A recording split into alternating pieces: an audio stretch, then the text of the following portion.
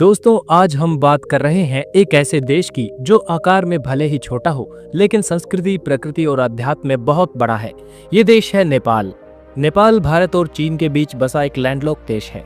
इसकी सीमाएं उत्तर में तिब्बत और बाकी तीन और भारत से लगती है। लेकिन इस छोटे से भूभाग में प्रकृति का एक ऐसा खजाना छुपा है जो पूरी दुनिया को आकर्षित करता है। नेपाल को हिमालयों की भूमि कहा जाता है क्योंकि विश्व की सबसे ऊंची पर्वत श्रृंखला हिमालय यहीं से होकर गुजरती है और सबसे ऊंचा पर्वत यानी माउंट एवरेस्ट भी इसी जगह पर है जो 8,848 मीटर ऊंचा है। वो भी नेपाल की धरती पर ही है।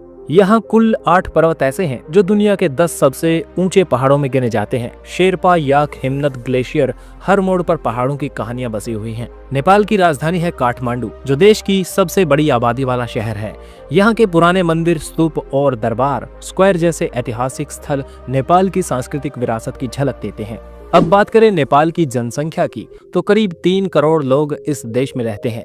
यहाँ की मुख्य भाषा नेपाली है, लेकिन हिंदी, मैथिली, भोजपुरी, थारू और अंग्रेजी भी यहाँ के लोग काफी जानते हैं। धर्म की बात करें तो नेपाल कभी दुनिया का एकमात्र हिंदू राष्ट्र हुआ करता था। आज भी यहाँ करीब 80% लोग हिंदू धर्म में आस्था रखते हैं। वैसे तो भारत में भी 80% से ज्यादा लोग हिंदू धर्म में विश्वास रखते हैं, लेकिन नेपाल एक सेल्फ डिक्लेयर्ड हिंदू कंट्री है। इसके अलावा बौद्ध, इस्लाम और ईसाई धर्म के अनुयायी भी बड़ी संख्या में हैं। बौद्ध धर्म के लिए तो नेपाल और भी खास है क्योंकि यहीं पर लुम्बिनी नाम की जगह में गौतम बुद्ध का जन्म हुआ था। लुम्बिनी आज भी एक अंतर्राष्ट्रीय बौद्ध तीर्थ स्थल है जहां दुनिया भर के लोग शांति की तलाश में आते हैं। नेपाल की अर्थव्यवस्था मुख्य रूप से कृषि, टूरिज्म और रेमिनेंट्स पर निर्भर है। यहाँ के बहुत से लोग बाहर देशों में काम करते हैं। भारत, खाड़ी देश, मलेशिया और कोरिया जैसे देशों में जो पैसा वे घर भेजते हैं वो नेपाल की अर्थव्यवस्था की रीढ़ है। टूरिज्म भी यहाँ पर बहुत बड़ा सेक्टर है। ट्रैकिंग, क्लाइंबिंग, स्पिरिचुअल टूरिज्म और एडवेंचर एक्टिविटीज की वजह से हर साल लाखों विदेशी पर्यटक नेपाल आते हैं। पोखरा, काठमांडू, लुम्बिनी, चितवन,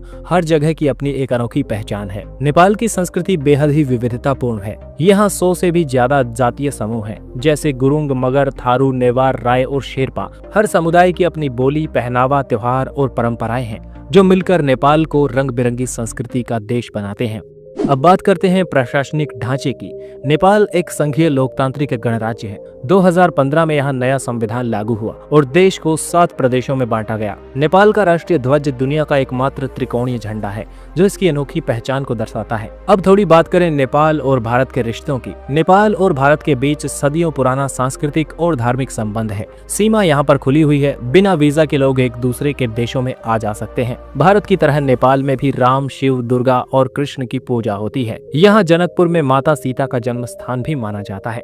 लेकिन हाँ, कभी कभी राजनीति में तनाव भी आ जाता है, जैसे सीमाओं को लेकर या चीन के साथ संबंधों को लेकर। फिर भी लोगों के स्तर पर प्यार और भाईचारा बना रहता है। अब अगर आप नेपाल घूमने का सोच रहे हैं तो ये जान लीजिए, यहाँ आने के लिए आपको भारतीय पासपोर्ट की जरूरत नहीं पड़ती।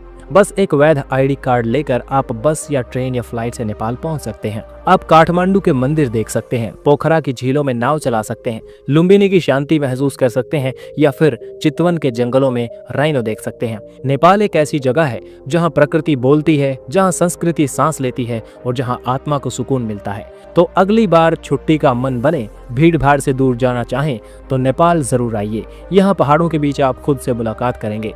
वीडियो अच्छा लगा तो लाइक जरूर करें, शेयर करें और जुड़े रहिए ताकि ऐसी वीडियोस आपको मिलते रहें। Thanks for watching. जुड़े रहिए एक्सप्लोर YRS के साथ।